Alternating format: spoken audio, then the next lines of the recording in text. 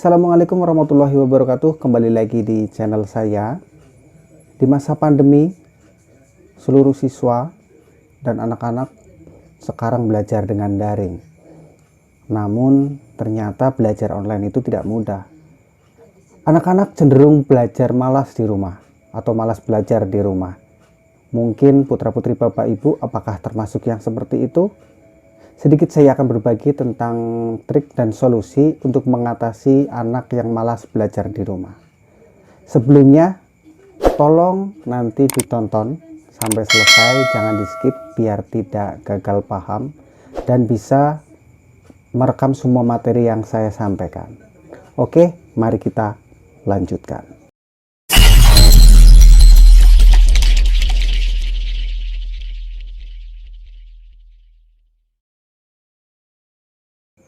Ya, terima kasih. Mari kita mulai.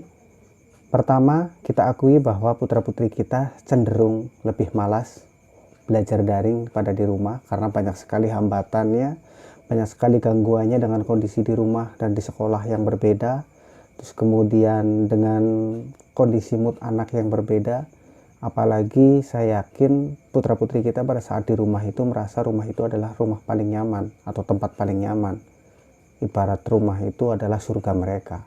Jadi mereka tidak mau menikmati surganya di rumah dengan kegiatan tugas-tugas yang mungkin memusingkan dia. Tapi sebenarnya itu adalah mindset, tergantung bagaimana anak dan orang tua membangun komunikasi di rumah itu supaya dibentuk dengan pola seperti apa.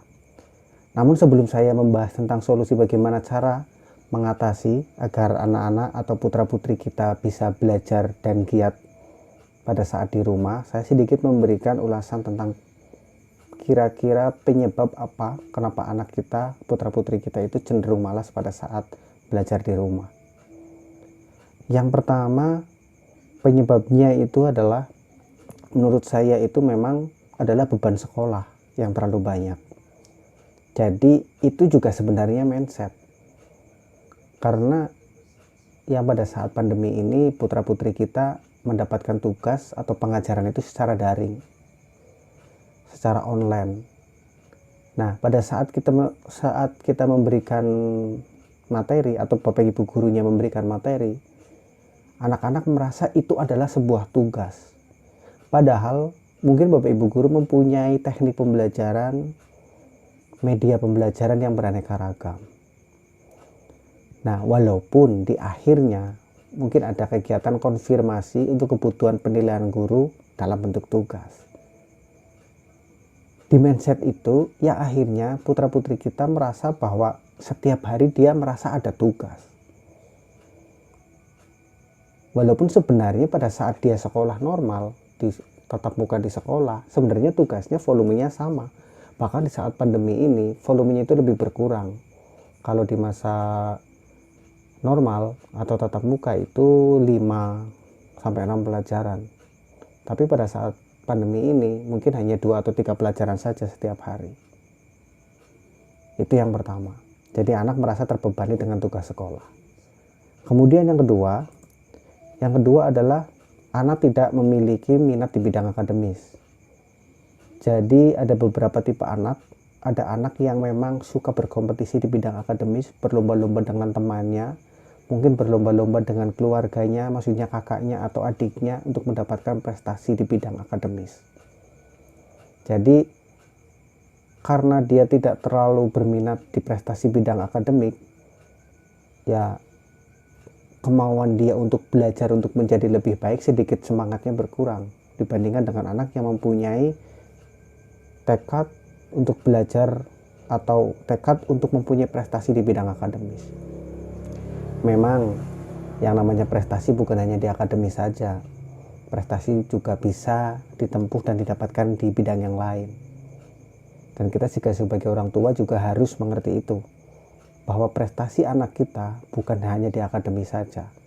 Bisa saja prestasi itu di bidang karya, perform, atau mungkin prestasi-prestasi outdoor atau mungkin ekstrakurikuler yang lain itu juga merupakan sebuah prestasi. Mereka punya prestasi di bidangnya dia sendiri-sendiri. Oke. Kemudian yang ketiga, gaya mengajar guru. Tidak kita pungkiri bahwa setiap guru mempunyai kemampuan yang berbeda-beda dalam memberikan materi ajar. Kemampuan guru dalam menguasai media pembelajaran itu juga sangat mempengaruhi varian proses penyampaian pembelajaran yang dilaksanakan secara daring. Nah, mungkin putra-putri Bapak Ibu merasa bahwa Bapak Ibu gurunya memberikan tugas yang secara monoton yang menurut dia bentuknya itu-itu saja, sehingga anak merasa jenuh dan sedikit kurang tertarik dengan informasi dan pembelajarannya, ditambah lagi dengan poin 1 dan kedua itu tadi. Namun saya yakin Bapak Ibu guru pun akan berusaha maksimal dan sudah berusaha maksimal untuk memberikan pembelajaran sevariatif mungkin, seringan mungkin, sesimpel mungkin, namun dari materi esensinya itu bisa didapatkan, diterima oleh putra-putri Bapak Ibu. Nah, dengan seperti itu, nanti hasil akhirnya pun akan baik. Kemudian penyebab yang keempat adalah putra-putri Bapak Ibu terlalu dimanja. Saya yakin Bapak Ibu sangat sayang pada putra-putri Bapak Ibu. Tapi apakah sayangnya Bapak Ibu itu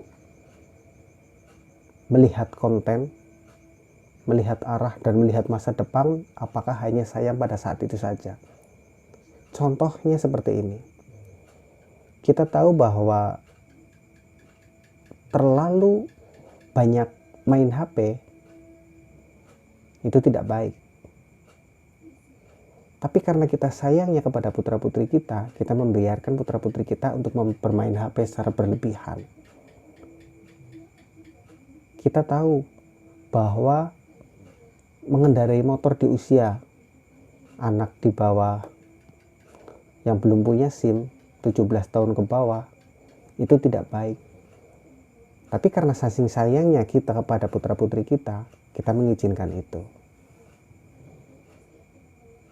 Mungkin putra-putri Bapak Ibu atau Bapak Ibu ada yang merasa memperlakukan seperti itu. Saya yakin semua punya kondisi yang berbeda-beda. Tapi tidak dipungkiri itu sangat berpengaruh. Jadi sayang kita memang, atau perhatian kita kepada anak, atau kemanjaan kita kepada anak, itu juga harus kita porsi. Jika memang itu harus dibatasi, ayo kita batasi. Jika memang itu dipersilahkan, ayo kita persilahkan. Dengan mempertimbangkan berbagai segi untuk kebaikan putra-putri kita di masa yang akan datang, bukan di masa saat ini saja. Kemudian penyebab yang keempat adalah, saya ulangi, maksudnya yang kelima adalah kurang perhatian dari orang tua.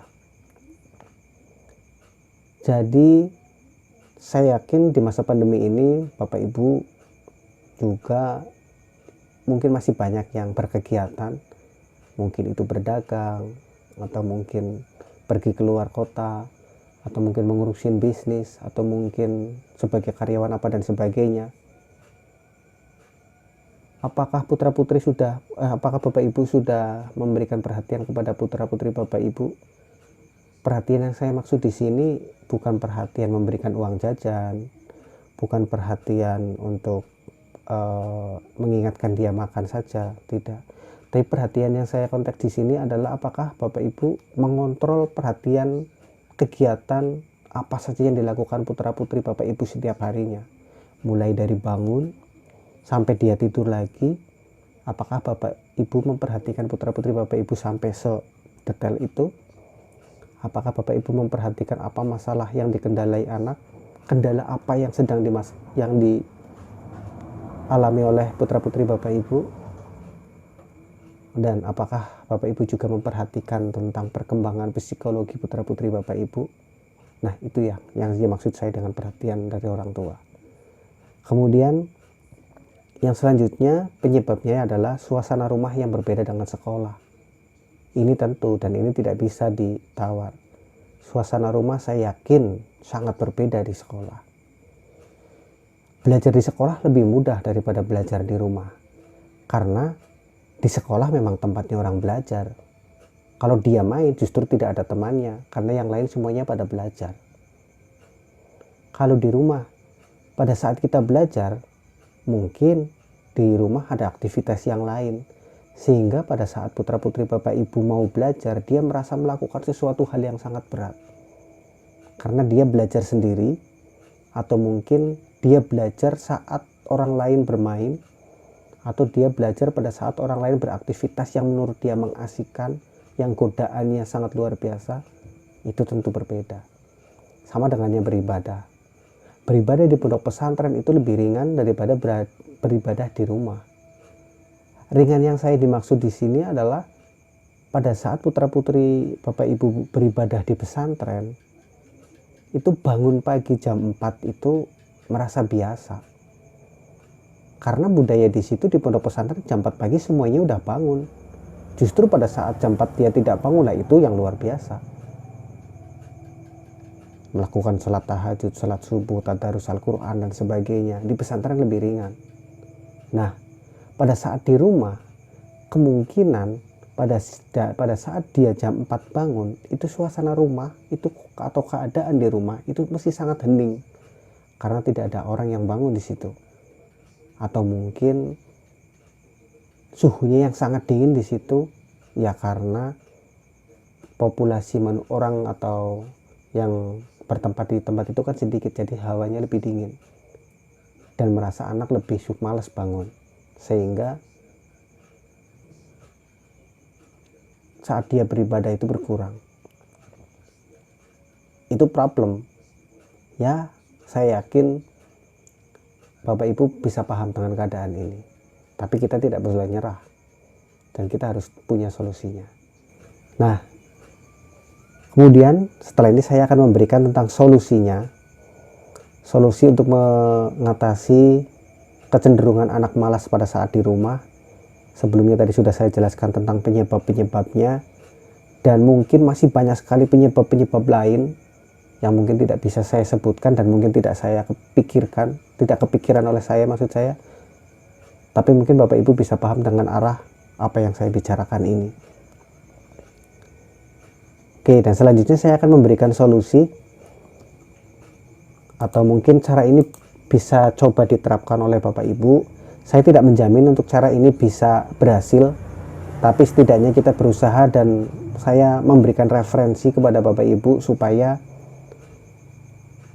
masalah solusi atau masalah yang dihadapi putra-putri Bapak Ibu dalam malas cenderung di rumah atau cenderung malas di rumah itu bisa teratasi. Yang pertama, yang paling penting adalah silahkan Bapak Ibu dengan putra-putri Bapak Ibu berempuk atau ya semacam cerita gitu, semacam duduk bersama, membuat jadwal rutinitas yang fleksibel. Ya kesepakatan keluarga saja gitu. Jadi misal membuat jadwal rutinitas mulai dari bangun sampai tidur lagi. Misal kita kesepakatan bangun jam 4,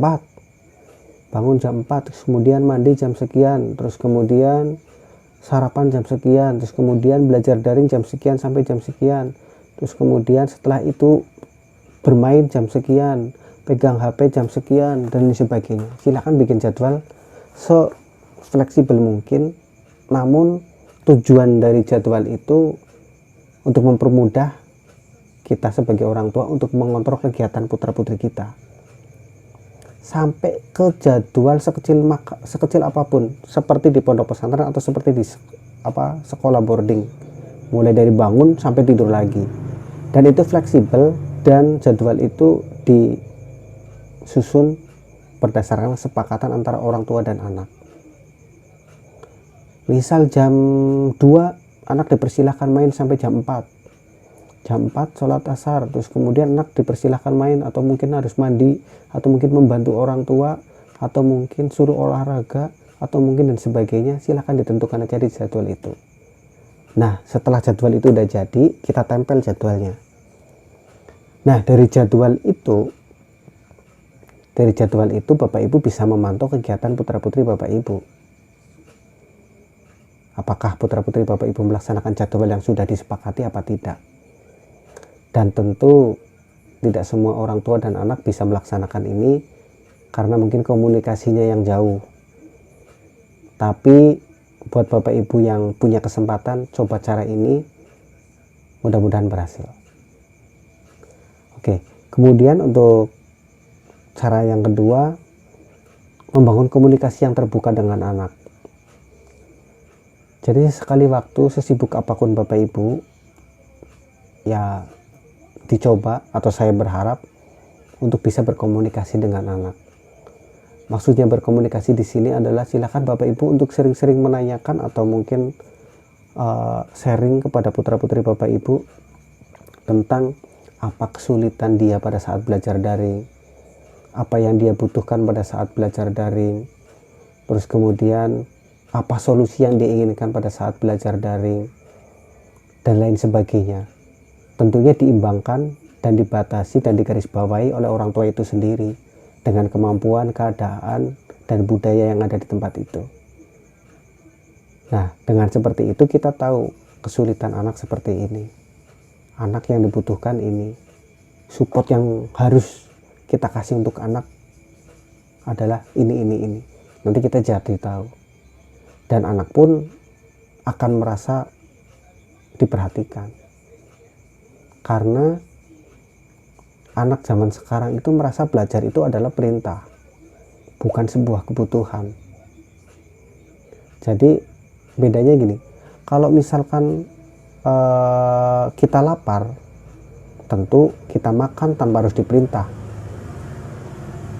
Tapi kalau misalkan kita makan karena tugas, kalau tidak ada orang yang memerintah kita untuk makan, kita tidak akan makan.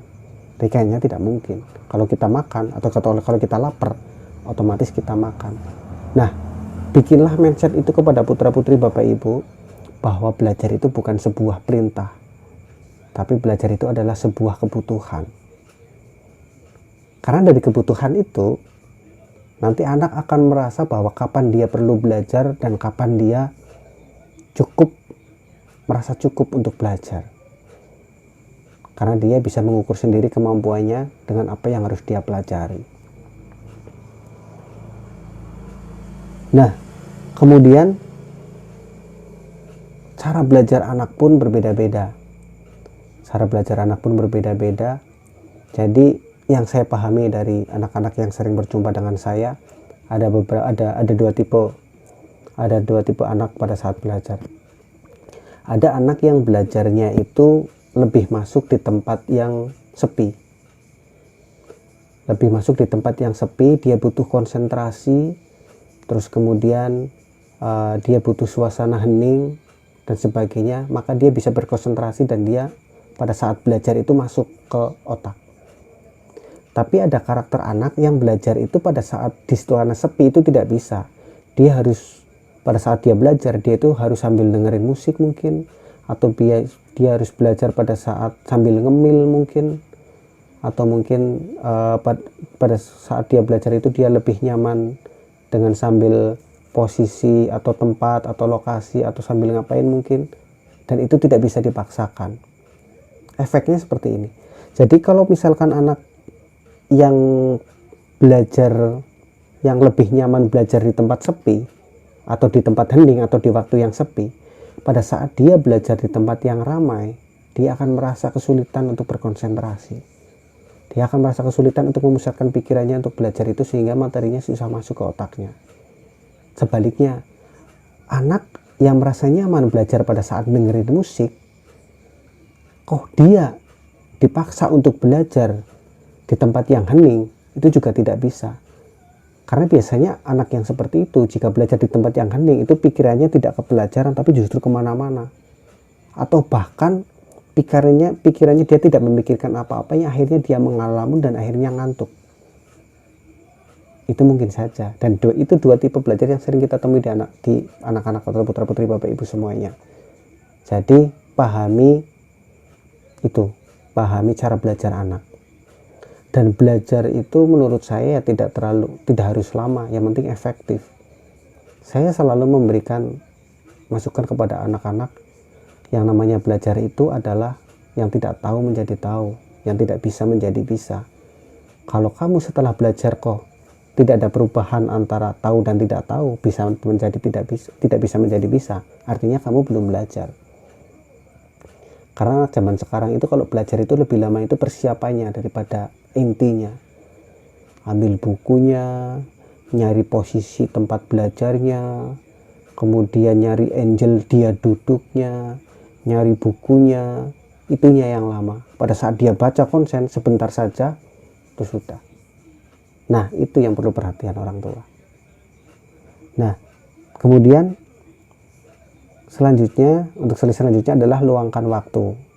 Jadi luangkan waktu itu ya berhubungan dengan tadi yang saya sebutkan. Bapak Ibu sering-sering mengorek tentang apa yang dibutuhkan anak, bagaimana caranya dia belajar, dia karakter belajarnya seperti apa, seperti yang saya sebutkan, untuk mengoreksi atau mencari informasi tentang tadi yang saya sebutkan. Nah, untuk solusi yang keempat menurut saya adalah Bapak Ibu juga bisa memanfaatkan lindungi anak-anak Bapak Ibu secara online. Ini tidak semua orang tua mungkin bisa melaksanakannya, tapi ini bisa menjadi salah satu solusi. Sekarang banyak sekali aplikasi-aplikasi yang bisa memantau kegiatan putra-putri Bapak Ibu pada saat dia membuka handphone. Jadi bisa memantau putra-putri Bapak Ibu bermain handphone itu dari jam berapa sampai jam berapa. Putra-putri Bapak Ibu itu membuka aplikasi apa saja, di browser itu dia mencari apa saja, itu bisa dicek secara online. Nah, tentunya ini tidak saya bahas di sini untuk aplikasinya apa. Kepada Bapak Ibu yang mungkin tertarik dengan itu, silahkan untuk bisa tekan tombol subscribe dulu ya, dan juga tombol loncengnya jangan lupa dipencet ya, tombol loncengnya, biar saya lebih semangat lagi untuk membuat video-video seperti ini yang mudah-mudahan bermanfaat buat Bapak Ibu semuanya. Oke, kemudian solusi yang terakhir menurut saya adalah tetap berkomunikasi dengan sekolah anak. Jadi Bapak Ibu juga harus berkomunikasi dengan sekolah, ya setidaknya bisa memahami tentang alur pembelajaran. Oh, sekarang daring, sekarang pelajaran ini, hari ini pelajaran ini dan pelajaran ini, hari ini ada tes akhir, hari ini ada tes harian, kemudian oh putri saya itu perkembangannya seperti ini kepada wali kelasnya, atau mungkin putra putri saya itu kesulitannya seperti ini, kendalanya seperti ini. Bisa dikomunikasikan dengan sekolah untuk mencari informasi-informasi tentang kondisi putra-putri Bapak Ibu. Jadi nanti Bapak Ibu punya tips atau solusi untuk bisa mengatasi anak itu nanti caranya bagaimana. Nah, itu sedikit solusi yang saya bagikan. Saya ulangi lagi bahwa saya tidak menjamin solusi yang saya sampaikan ini bisa menyelesaikan masalah Bapak Ibu. Tapi setidaknya ini bisa menjadi referensi Bapak Ibu untuk mencoba untuk mengatasi kecenderungan anak malas pada saat di rumah. Saya ulangi lagi, untuk solusi yang pertama adalah membuat jadwal rutinitas yang fleksibel. Yang kedua, membangun komunikasi yang terbuka. Yang ketiga, luangkan waktu Bapak Ibu untuk putra-putri Bapak Ibu. Yang keempat, bisa lindungi putra-putri Bapak Ibu secara online. Yang kelima, berkomunikasi dengan sekolahnya. Mudah-mudahan dengan solusi itu bisa meringankan atau mengurangi kemalasan putra-putri Bapak Ibu pada saat belajar pandemi atau online ini di rumah, dan anak bisa menerima materi dengan baik dan tidak mengurangi prestasi putra-putri Bapak Ibu baik di bidang akademik maupun di non-akademik. Sepertinya itu solusi yang saya sampaikan. Dan di akhir ini saya sama sekali tidak berniat untuk menggurui, karena saya yakin banyak sekali orang tua di sana yang lebih hebat. Saya hanya berbagi saja karena saya sering mengatasi masalah-masalah problem anak juga. Jadi mudah-mudahan apa yang saya miliki, teori apa yang saya punya, bisa bermanfaat kepada Bapak Ibu dan kepada anak-anakku dan kepada anak-anak seluruh pelajar di seluruh Indonesia yang mendengarkan ini, bahwa tidak ada kata tidak bisa sebelum mencoba. Jadi apapun masalahnya, apapun kendalanya, tentu kita harus bisa melewatinya. Dan kepada Bapak Ibu, jangan menyerah dengan keadaan ini, kita harus bisa melewatinya, dan saya yakin Bapak Ibu bisa. Di akhir video ini saya mengucapkan terima kasih yang sudah mengikuti video ini dari awal sampai akhir tanpa skip. Mudah-mudahan bisa menjadi motivasi saya untuk membuat video-video seperti ini di lain waktu. Dan jangan lupa yang baru mampir di channel saya untuk subscribe. Dan jangan lupa klik tombol loncengnya. Yang udah subscribe tapi belum klik tombol loncengnya, jangan lupa klik dulu tombol loncengnya. Biar nanti pada saat saya upload video selanjutnya bisa dapat notifikasi dari saya. Sebelumnya, banyak kata yang salah saya mohon maaf. Wabillahi taufiq wal hidayah. Assalamualaikum warahmatullahi wabarakatuh.